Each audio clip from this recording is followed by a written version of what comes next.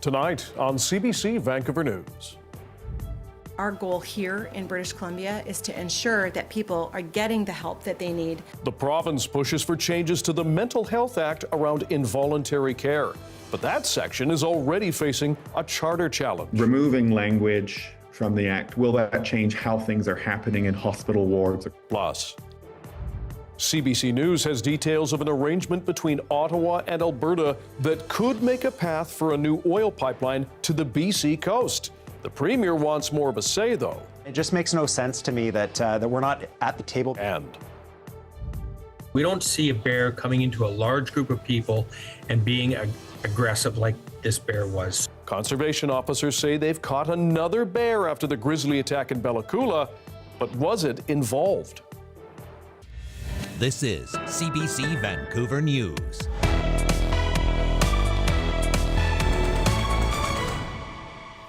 Hello, I'm Dan Burritt. Thanks for joining us. The province has now introduced new legislation aimed at updating BC's Mental Health Act. Premier David Eby says the changes will strengthen involuntary care and better protect frontline healthcare staff.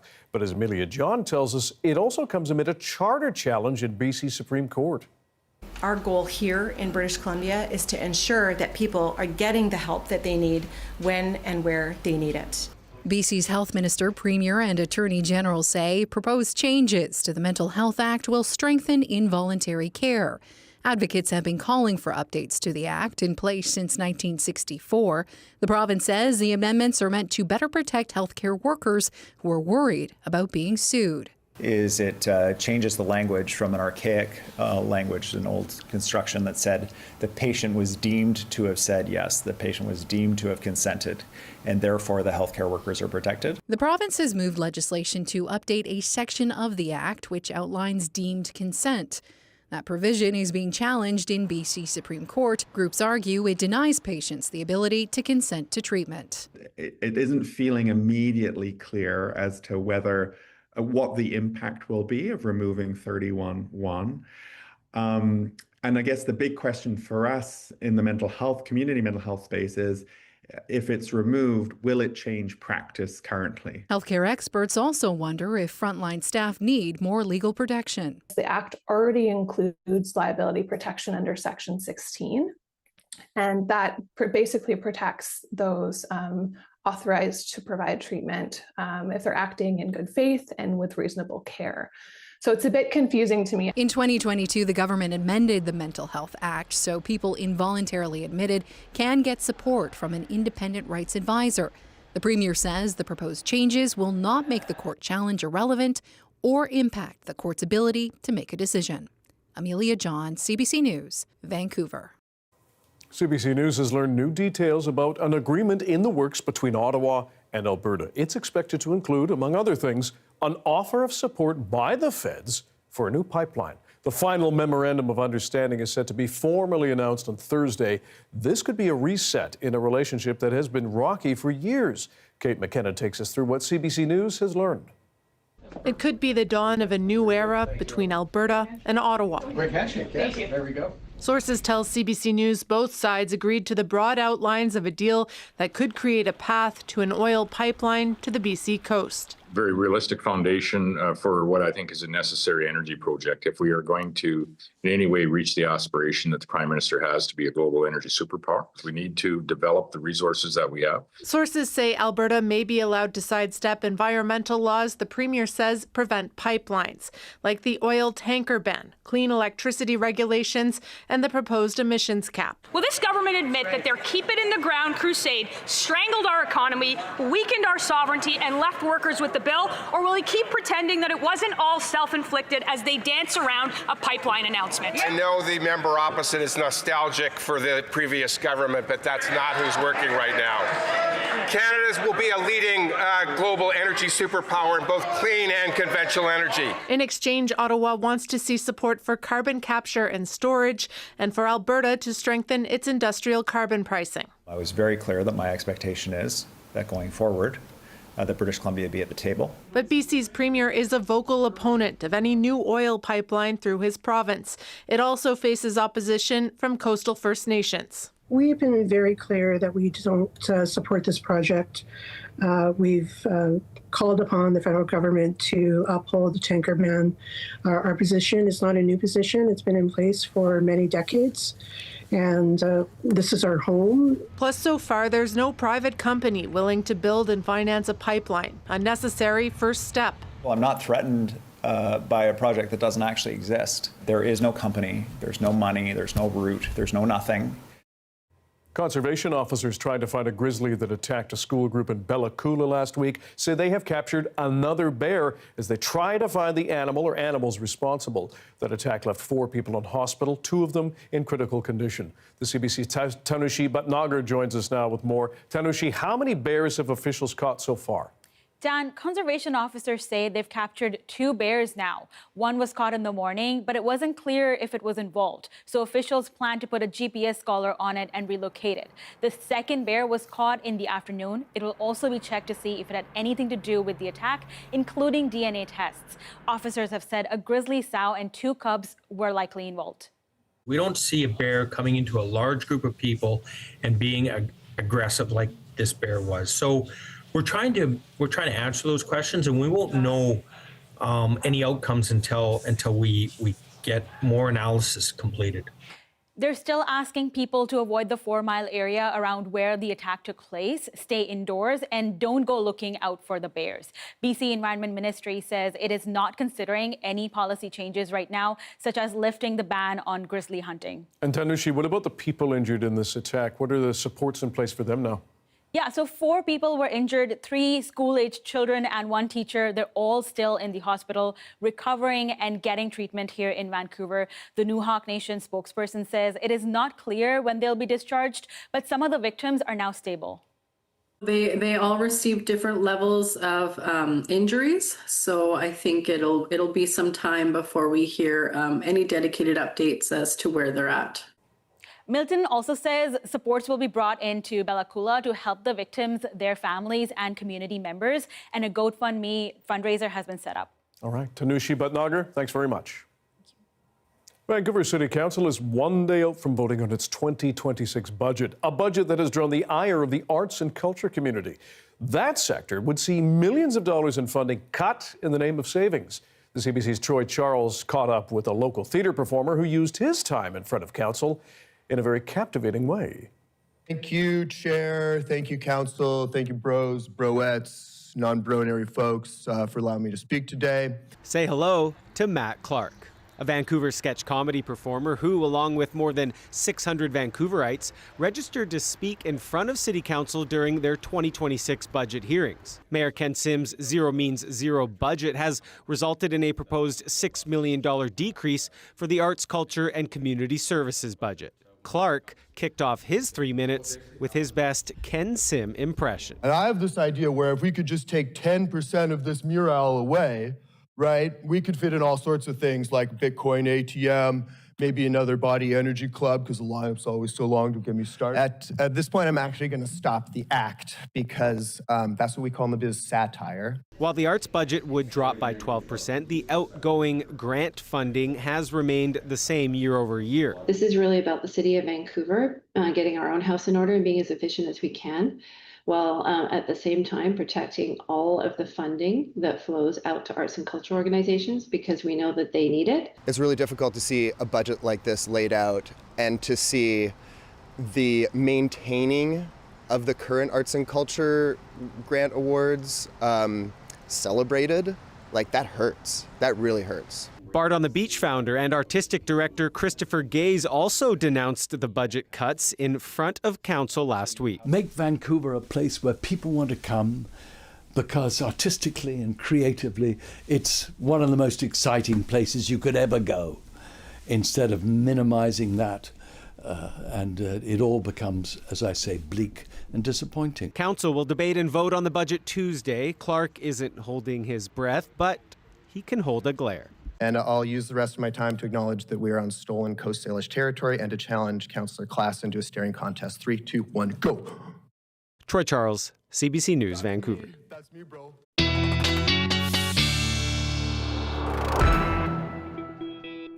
Darius Badavi joins us with the first look at the weather and a lovely photo by a very tall man who likes to get outdoors. Yes, this is by our good friend Eric Pankratz. Director. Eric in the control room. Yes. This is a photo taken last Wednesday, and you can see a little bit of snow up on the peaks there. This is taken from Maple Ridge. But if we compare that to what we just saw this afternoon, a lot more snow. The snow line has dropped considerably. We also have a great photo zoomed in. So this is last Wednesday. A little bit of snow up on the peaks. Today, clouds obscuring the tops, but you can see how much further down that snow has come, covering a lot of the trees down at those lower elevations. So temperatures have dropped, freezing levels have come down, and so those showers we've seen down here at sea level in Vancouver, dropping a fair amount of snow, or some snow, down at those higher elevations. Now, a lot of moisture has been streaming towards the province, but most of this is going to head south of us, so don't expect very heavy precipitation over the next couple days. Heavier rain will arrive Wednesday night into Thursday for southwest BC, but for those of us here on the coast over the next couple days, we're only going to see some showers really coming in and out, maybe a couple hours of heavier rainfall, but for the most part, Dan, that's confined to the more northern parts of the island and the overnight hours. Okay, thanks very much. Thank you. Well, the 2026 Men's World Cup has forced the BC Lions out of Vancouver to start next season's CFL run. But rather than heading out of province, they're hitting the road in our province and taking a challenge as an opportunity. Brady Strachan has more and a few games planned for Kelowna. It is my honor to officially announce that Touchdown Kelowna is coming here to this region for not one, but 2 games in the 2026 CFL season. CFL Commissioner Stuart Johnson says the week-long event will draw football fans from across the country to the Okanagan. The BC Lions are kicking off their 2026 season with games against the Calgary Stampeders and the Edmonton Elks, with festivities planned for the week in between the matches. It's about spreading the joy and celebration of our Canadian game. The 2-game out-of-town series was forced on the league due to scheduling conflicts at BC Place during the 2026 FIFA World Cup. But officials say it's not a setback, but rather a great opportunity to connect with CFL fans and grow support for the league. Our team isn't going home in between. We're going to be here the entire week out, training here, practicing for the next game, and being a part of the fabric of the community. So it's going to be pretty exciting. The games will be held at Kelowna's Apple Bowl Stadium. The city has some experience expanding the area for big league play. Last summer, hosting a Canadian Premier League game here in front of thousands of fans. It's here on these athletic fields where the BC Lions will start their 2026 season, taking this 1,000-seat grandstand, adding to it for more than 17,000 seats for these 2 regular season games. Officials estimate the economic impact of the games and events at $60 million. As for the players, Lions quarterback and reigning league MVP Nathan Rourke says he's looking forward to starting the season in Kelowna. I'm just very, very excited to be able to play for in this type of event, this type of environment, and in a place that we don't usually get to go to. And it's always a joy coming here, and I'm excited for my teammates to experience it as well. The league says tickets for these 2 games will go on sale to the public mid-February next year after season ticket holders have been given first crack at securing their seats. Brady Strachan, CBC News, Kelowna. Protecting 30% of the world's land and sea by the year 2030. Coming up, we'll take a look at how BC municipalities' efforts to curb climate change are meeting global goals. Stay with us.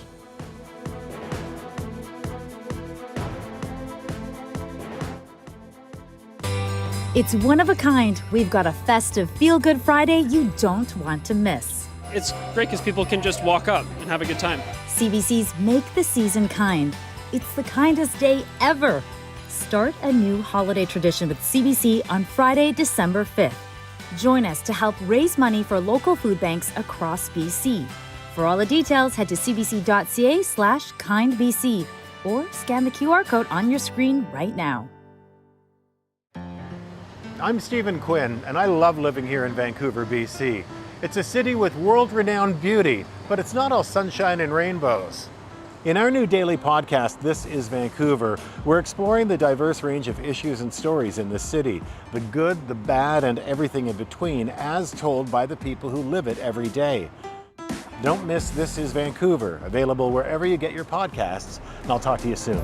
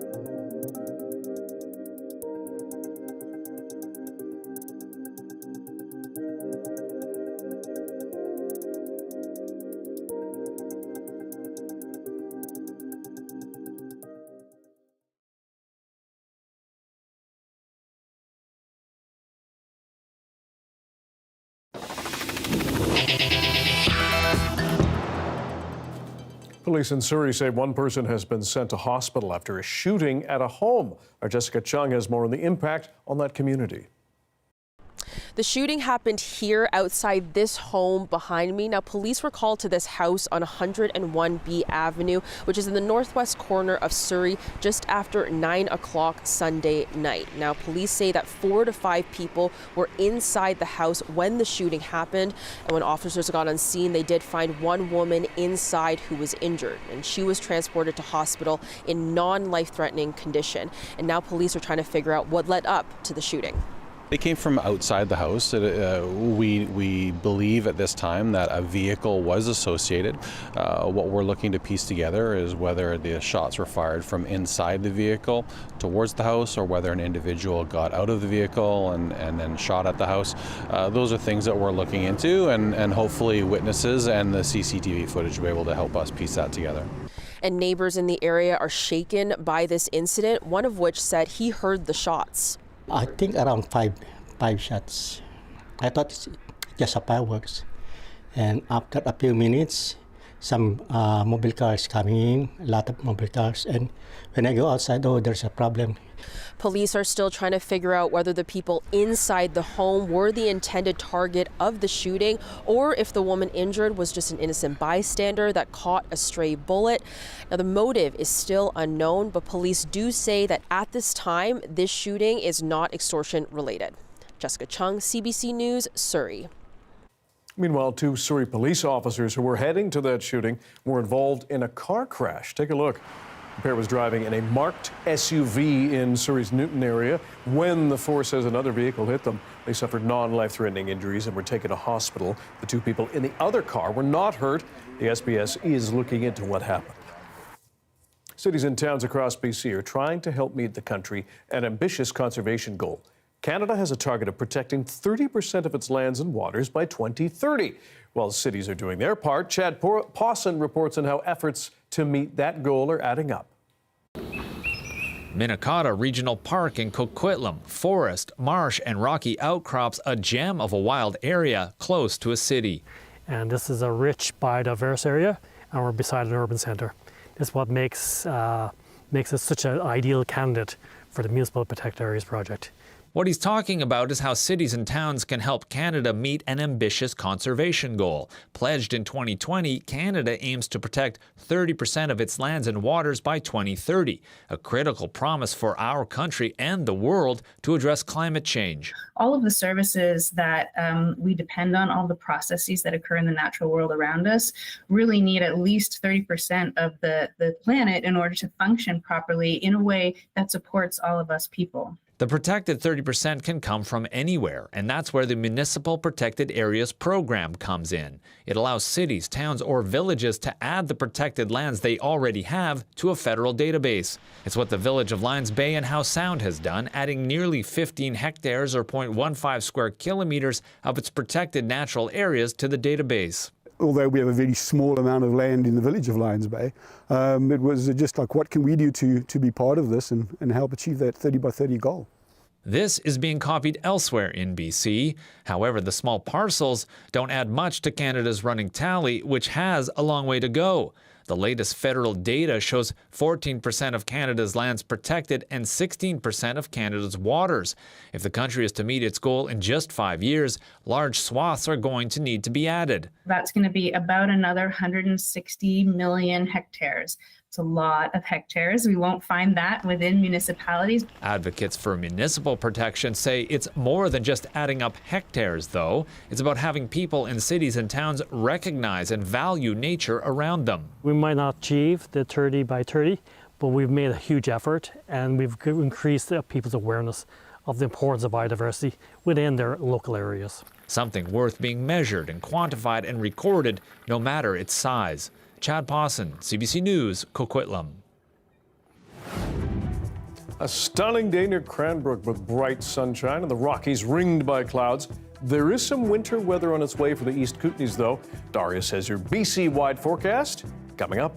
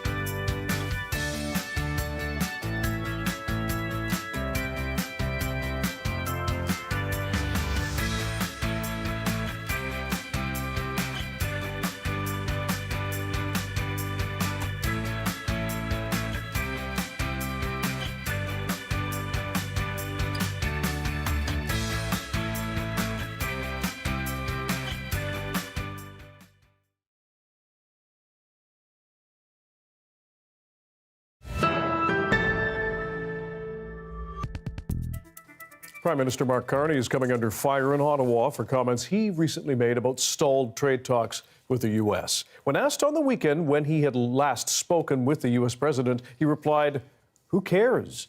And the opposition pounced on those words. Marina von Stackelberg has details of the fallout. The Honourable Leader of the Conservatives are hammering the Liberals about an answer Mark Carney gave after he was asked when was the last time he spoke with Donald Trump. It's the Prime Minister who said, "Who cares?" when he was asked just over the weekend about the failure to keep his promises on trade. Mr. Speaker, the Leader of the Opposition knows very well that our government was elected to defend Canadian workers and the Canadian economy. Reporters regularly ask Carney when he has last spoken to the U.S. president, since the Prime Minister's office doesn't always disclose it. This time, his answer was pointed. Who cares? I mean, it's a detail. It's a detail. I spoke to him. I'll speak to him again when it matters. Carney says he's been busy passing his government's first budget and launching new trade agreements. I don't have a burning issue to speak with the president about right now. When America wants to come back and have the discussions on the trade side, we will have those discussions. It's now been more than a month since Trump called off trade talks after Ontario ran an anti-tariff ad in the United States. Since then, the pair have not had any official meetings. He appeared a little dismissive of the United States and the impact of the tariffs on Canadians. And I think, obviously, that wasn't optimal. And we just have to hope that it doesn't, in fact, continue to deteriorate the relationship. The Prime Minister's office now says Carney is considering a trip to Washington next week to attend the World Cup draw, which Canada is co-hosting next year with the U.S. and Mexico. But so far, there's no indication that Carney plans to meet with Trump. Marina von Stackelberg, CBC News, Ottawa.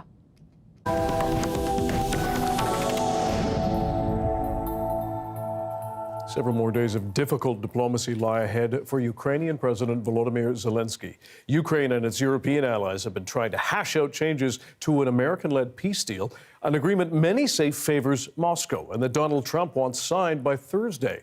Briar Stewart has more. In the northeastern Ukrainian city of Kharkiv, peace feels a long way off. At least 4 people were killed in a Russian attack overnight.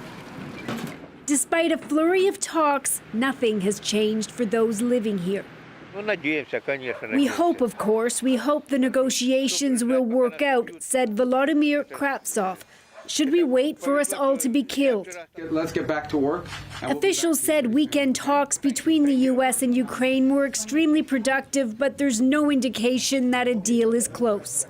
And it is crucial to support the principles on which Europe stands, that borders cannot be changed by force. But a 28-point plan leaked last week, drafted by the U.S. and backed by Russia, proposed just that, turning over Ukrainian territory to Moscow. Europe, sidelined by the proposal, introduced its own. Everybody is absolutely focused on what we need to get out of this, and that is a just and lasting peace. Its pitch reportedly includes halting fighting along the front. The Kremlin has already rejected it. In a post on social media, U.S. President Donald Trump wrote, "Something good just may be happening," in reference to the peace talks. The Thursday deadline to agree to a deal seems to have softened. This may be a temporary reprieve. But this Russia expert said it's clear the U.S. wants a quick deal. The direction of travel of U.S. policy has been absolutely consistent. That is reducing support for Ukraine and reducing support for European security as a whole. There are reports that the talks between the U.S. and Ukraine didn't deal with some of the most contentious issues, like just who will control what land.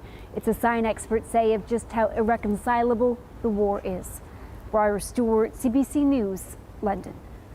In Nigeria, authorities have ordered schools in several states to close, and military-led rescue efforts are underway across the country. This comes after 2 separate mass abductions of students by armed men in a week.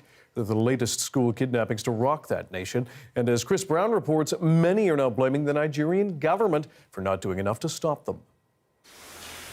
Empty dorms and desks at the St. Mary's Catholic School in northern Nigeria attest to the horrendous and heartbreaking mass abduction of dozens of children. Distraught parents came looking but found no one. I'm here searching and looking whether I will see any child that returned, but I've not seen any child. Other parents said dozens of motorcycle-riding gunmen swooped in and took as many as 300 students, while 50 managed to escape. It's still the worst mass kidnapping in years. Harkening back to the 2014 abduction of hundreds of schoolgirls by the extremist group Boko Haram. If anything, London-based Nigerian human rights lawyer Ulama Bukardi says the situation may be even worse now. I can't remember any time when there were 3 mass kidnappings within a week. A week ago, 25 students in central Nigeria were kidnapped, as were dozens of parishioners at a church that was attacked. Ransom appears to have been the motive in at least one of the cases, with criminal gangs or extremist groups the likely perpetrators. The government says it plans to hire tens of thousands more police, but in the meantime, unable to guarantee children's safety in the country's northern and western schools, Nigeria's government is instead sending many home. I think what's happening is criminal negligence on the part of the Nigerian government. The first thing is mega corruption in the defense and security procurement sector. They're killing record numbers of Christians. U.S. President Donald Trump has added to the combustibility, blaming Nigeria's government for letting Christians bear the brunt of the violence. Nigerian officials say Muslims and Christians are both suffering. It is not about religion. It is about what is happening in the larger region, the terrorist activities. Sometimes ransoms get paid and some children return home. Others are rescued, but hundreds of others have remained missing for years. Chris Brown, CBC News, London. A U.S. judge has now dismissed cases against 2 prominent critics of Donald Trump.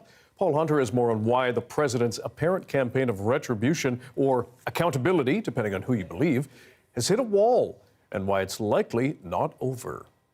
I'm grateful that the court ended the case against me, which was a case, said former FBI Director James Comey, based on malevolence and incompetence. A dismissal, he suggested, that comes with a powerful underlying message. The President of the United States cannot use the Department of Justice to target his political enemies. I don't care what your politics are, you have to see that as fundamentally un-American and a threat to the rule of law that keeps all of us free. Could you raise your right hand, please? Here's the backstory. Do you solemnly swear that testimony you're about to give? Comey was charged with making a false statement and obstruction of Congress on sworn testimony from back in 2020. He's become more famous than me. At first welcomed by U.S. President Donald Trump in his first term, Comey, who'd investigated possible links between the 2016 Trump campaign and Russia, was fired by Trump as FBI director not long after Trump took office. This September, Trump pressed for legal action against Comey, who'd become a fierce Trump critic. When a federal prosecutor reportedly refused, citing lack of evidence against Comey, the prosecutor quit and was quickly replaced by a former Trump personal lawyer, Lindsay Halligan. Charges against Comey then came almost immediately, and Donald Trump falsely. Separately, against another perceived Trump adversary, New York Attorney General Letitia James. In tossing out both cases, a federal judge describes Halligan as a former White House aide with no prior prosecutorial experience and no lawful authority to move forward because she was appointed without congressional approval. Said the White House, "We're not going to give up, and I know that the Department of Justice intends to appeal these rulings very soon if they haven't already. I may have missed it." Paul Hunter reporting. Reggae legend Jimmy Cliff has died at the age of 81. The Grammy Award-winning singer-songwriter was also an actor and seen as a cultural icon. The CBC's Griffin Yeager has more on his life. You can get it if you really want. You know his music. Songs like You Can Get It If You Really Want. Many rivers to cross. And Many Rivers to Cross. Jimmy Cliff, the legend of reggae, was a game changer in bringing the genre to the world stage. His wife confirming his passing to CBC News Monday, and in a post on social media sharing he passed from a seizure followed by pneumonia. In that post, she wrote she's thankful for his family, friends, and fellow artists who have shared this journey with him, and reminded his fans that their support was his strength throughout his entire career. Cliff stepped onto the scene after moving to Kingston as a teen and working as an artist and a scout, helping discover new talent for a label that played the role in the discovery of a young Bob Marley. He kept at it, performing and penning tracks, and finding a new level of fame in 1972 with the movie The Harder They Come, where he starred and wrote music.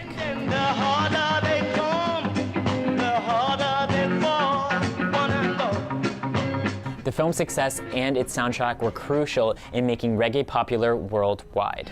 Cliff went on to have tons of chart successes, like Reggae Night. Reggae night, we come together when the feeling's right. And his take on Johnny Nash's I Can See Clearly Now. I can see clearly now, the rain is gone, sitting here in limbo. It was hit after hit over the years, nominated for 7 Grammys, won twice for Best Reggae Album, received the Jamaican Order of Merit in 2003, and was inducted into the Rock and Roll Hall of Fame in 2010, one of only 2 Jamaican artists to receive the honor. In 1975, he spoke to CBC about that success. I believe everybody, I believe everybody has talent, but it's a matter of willpower and determination that does it, and a bit of luck. And tributes keep pouring in. Jamaican Prime Minister Andrew Holness calling him a pillar of music who shaped global respect for Jamaican culture. UB40's Ali Campbell calling Cliff a true foundation. And Cat Stevens saying his songs always had some message of peace. May he find it now and forever. I got one more song I must sing. Simple song, so sing along. Sentiment shared by so many. He was 81. Griffin Yeager, CBC News, Toronto. Canada's canola farmers are feeling squeezed by the ongoing trade war with China. We'll have that story after the break.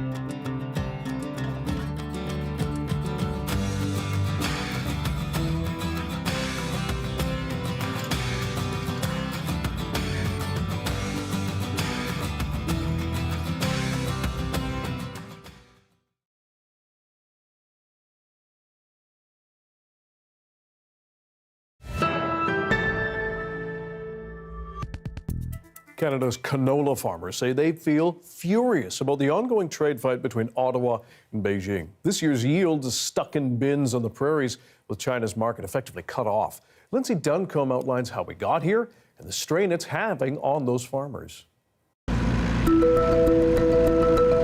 Frustration is growing on prairie farms. I don't like being a sacrificial lamb in our trade policy. I would really like to be treated the same as other industries in Canada.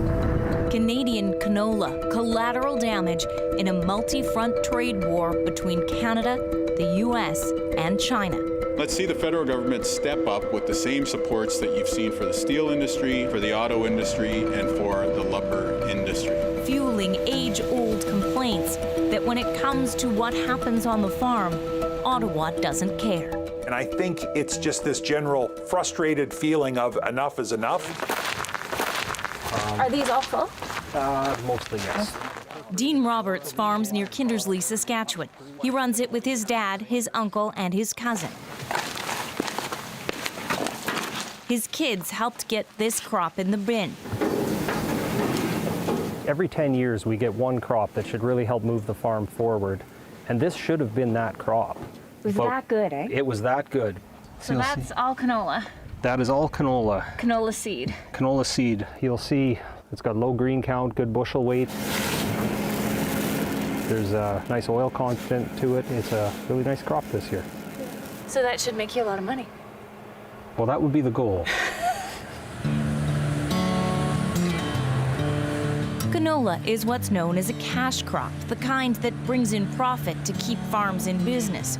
More than 40,000 Canadian farmers harvest canola, an industry that supports 200,000 jobs and contributes more than $40 billion to the Canadian economy.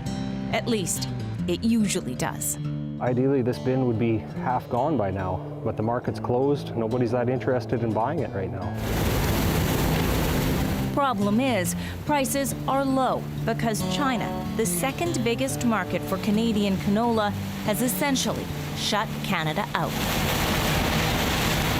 You know, when I picked farming as a career, I anticipated dealing with drought, grasshoppers, hailstorms. Those were things that I was prepared to deal with on my risks to my operation. Geopolitics was not something that crossed my mind. As I'm planning for next year's crop, trying to anticipate the actions of the Chinese government just feels ridiculous as a farmer.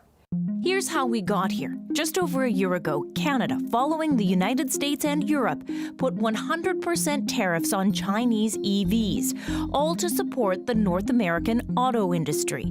The reason? Cheap Chinese cars could flood the market. China fought back, targeting Canadian agriculture. In March, imposing a 100% tariff on Canadian canola oil and meal, and a few months later, an additional 75% duty on canola seeds. It makes it very hard to encourage our kids to take over the family farm and get involved with farming when our farms may be sacrificed in trade policy. You feel like your farm is being sacrificed? Well, at this point, it's pretty challenging. That frustration goes beyond one industry. What's happening with canola has intensified feelings that prairie farmers are being ignored. Okay, back to the phone lines. I've got Cornell next out of Yorkton. What do you say, Cornell? Evan Bray hears a lot of that. He's a talk radio host broadcasting across Saskatchewan, 4 hours a day, every weekday. It's a call-in show, and he's getting lots of calls about canola. I'm going to say from the day that the canola tariffs were announced by China to where we are today, it's probably been 50 times plus. He says farmers who call in see a pattern, pointing out it's not the first time China has targeted Canadian agriculture. In 2018, Canada arrested Huawei executive Meng Wanzhou at the request of the United States. China stopped buying Canadian canola seeds for 3 years, costing farmers and exporters billions. So the ag sector tends to be the punching bag when Ottawa does something that China doesn't like. And I think it's just this general frustrated feeling of enough is enough. And that comes through loud and clear on our text line and our phone line. What's making this situation even worse, these latest tariffs hit just before the trade war with the United States. Right now, Canada's auto industry is in crisis. Plants closing, jobs cut. China has been very clear. Lose the EV tariffs and it will start buying Canadian canola again. But doing that would anger both Ontario and the unpredictable American president. Tough call. So it is complicated, but there is this sense, again, to the average farmer sitting in their combine in Saskatchewan, there's one direction they tend to look when there's problems like this bubble up, and it tends to be to the east. So Dean Roberts headed east himself, part of a delegation of canola farmers representing Sask Oilseeds. Tracy Broughton is the executive director. We were meeting with pretty much anyone that would take a meeting with us this week. She said everyone they met with was aware of the issue. They are engaging with the Chinese government at the highest level. I mean, there are positive signals. Ottawa recently announced interest-free loans for canola farmers. And then there's this. The Prime Minister met with Chinese President Xi Jinping a few weeks ago. Mark Carney said they discussed canola and EVs. Carney called it a turning point. Xi even invited the Prime Minister to China, something that hasn't happened since 2017. So I think there are steps in the right direction. It's just a matter of making sure that this does not continue on for very much longer. People listened, they heard our concerns, but ultimately we need action at this point. Because right now he has decisions to make. Start pushing that probe down. 6 inches there. These soil tests will tell him how much fertilizer he needs. But fertilizer is expensive, and it's tough to plan which crops to plant when there's little cash coming in. Do you think the politicians understand the situation here, the decisions you have to make? I think they certainly hear us, but I don't know if they understand us. If you haven't lived this reality, it is very difficult to understand.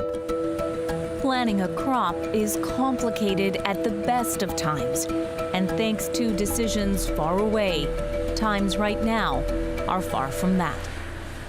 The Weather Update is brought to you by BC Cancer Foundation. Give today to bring more progress and possibilities to patients and their families. Your donation changes everything.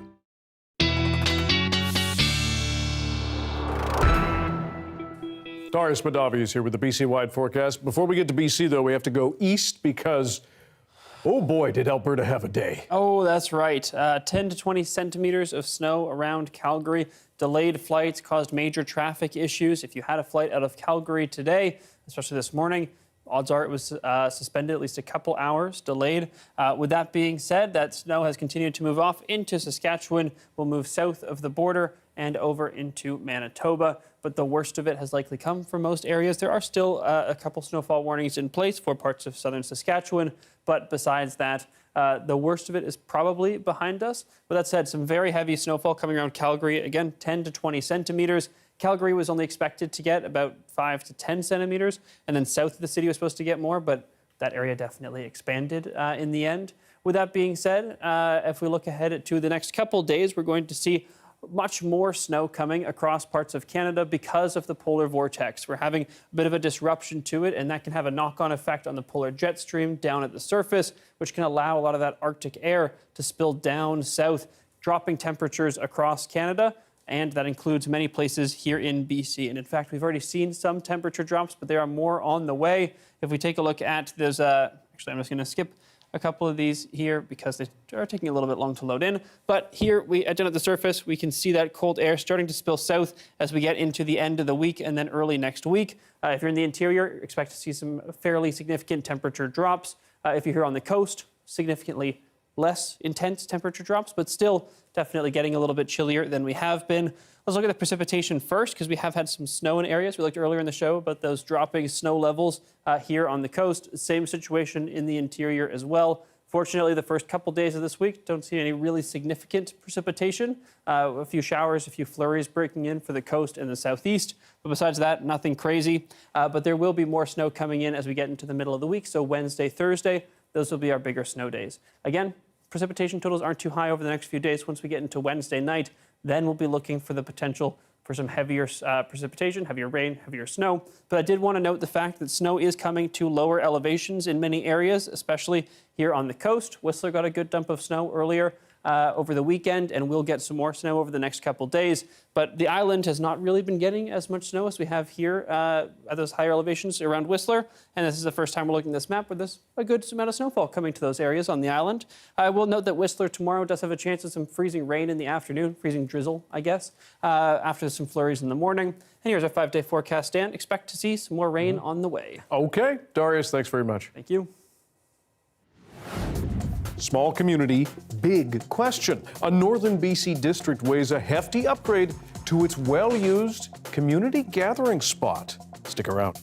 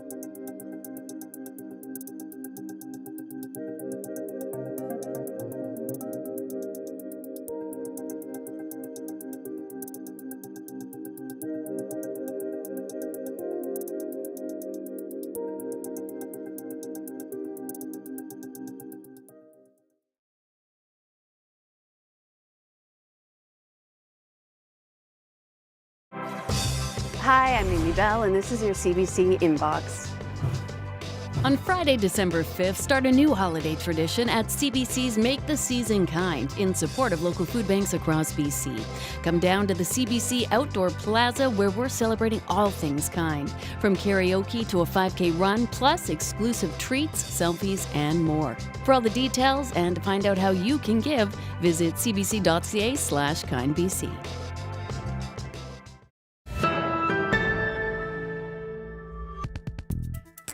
Let's head up north to Hudson's Hope in the Peace region, where the district has high hopes of replacing its aging community hall. But as the CBC's Tom Summer is finding out, a new hall may come with a hefty price tag. Since 1967, the Hudson's Hope Community Hall has been an important gathering space. After closing the hall 2 years ago due to public health concerns, the town is looking to replace the building with a multi-function space. District of Hudson's Hope Mayor Travis Quibel says the old hall brought the community together.